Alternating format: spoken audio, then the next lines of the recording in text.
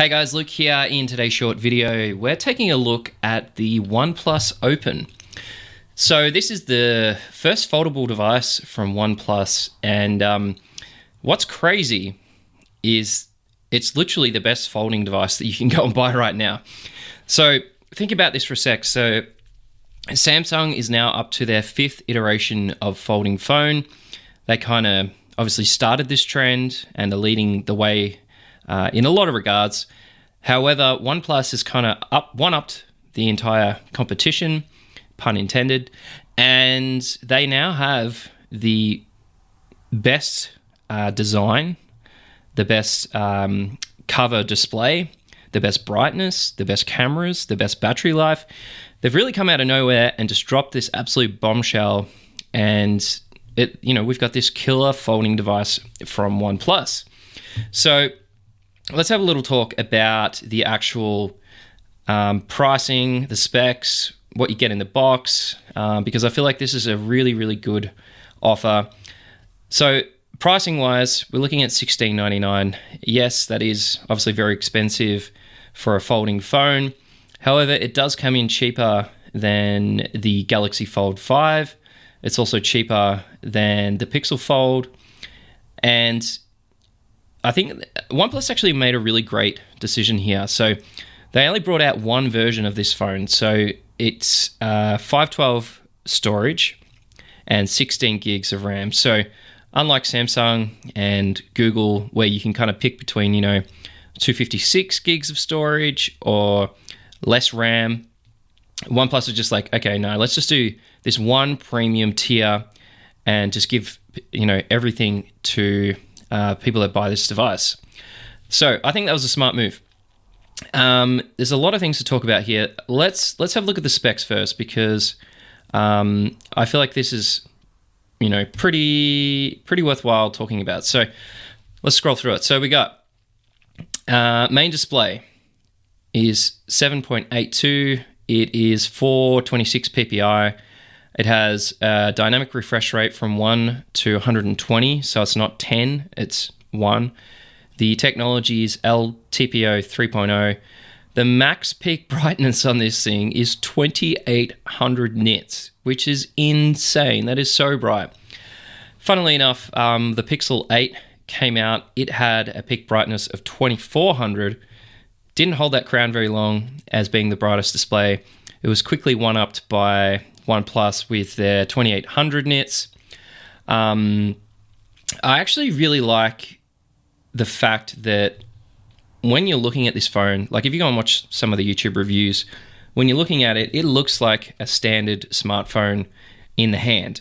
And I think that that's a really smart move from OnePlus. They decided to, basically design it in a way that it looks like a normal phone. When you're holding it, it's got a really good, size so that you can use it with two hands. It's not like the Galaxy Fold, which is quite thin from the outside. And then it obviously opens up to this really massive screen-to-body ratio, this huge folding device on the inside.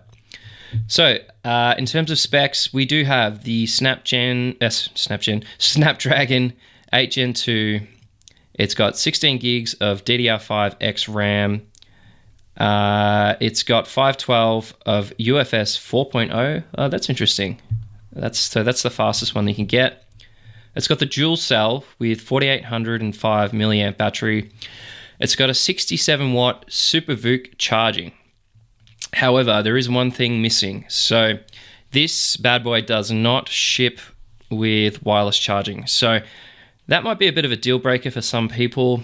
For me personally, it's not a deal breaker, because as long as it's got fast charging, I feel like that's all I kind of really care about at this stage. One thing I feel like OnePlus need to update is the fact that their charger is still Type A on the actual charging brick itself. I'm not really sure why they've kind of stuck with that. When every other manufacturer is USB-C to USB-C. Maybe that'll get updated with the next OnePlus phone. But cool thing is, guys, you get the charger in the box. You also get a case in the box. like I mentioned, there are two versions of this phone that you can pick up. So you can get this Emerald Dusk, which is kind of like a matte finish green. I think it looks quite nice. And then there is the Voyager Black. The Voyager Black has that kind of fake leather look. It is lighter, like the device itself is lighter than the iPhone 15 Pro Max by like 1 gram. So if you care about having a device that's lighter than an iPhone, you might want to pick up the black. Personally, I think I'd probably opt for the green. I think the green looks better. That's just my thoughts. So let's talk about cameras. I've watched a lot of reviews on the cameras, and it's a bit of a mixed bag. So Marquez and I think Dave 2D both said the same kind of thing. The cameras are very good, and they're the best you can get on a folding phone.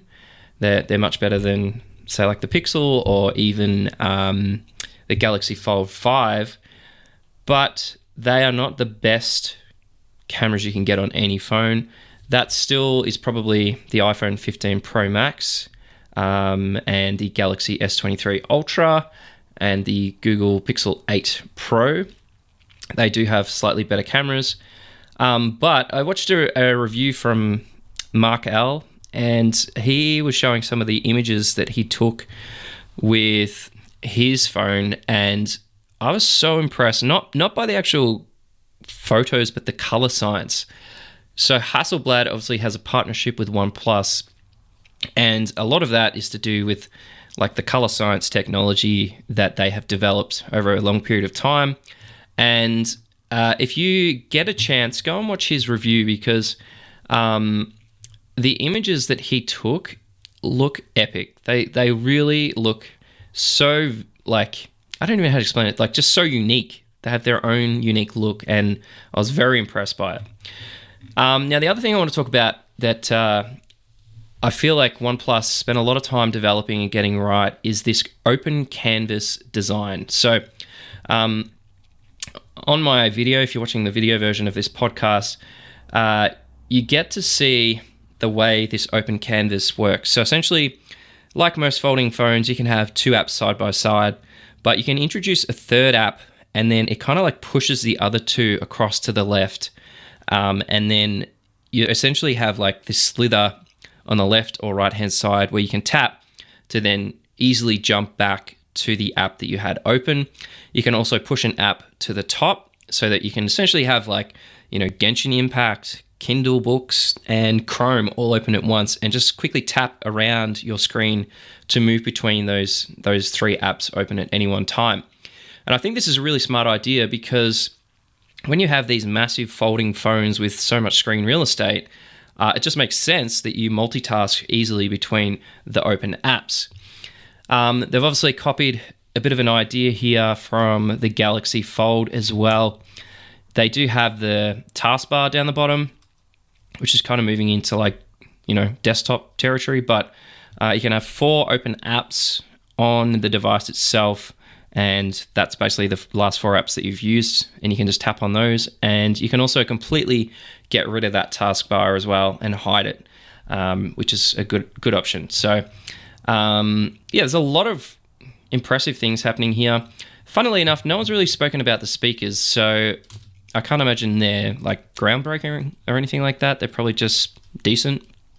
The internal display, like I mentioned, gets crazy bright.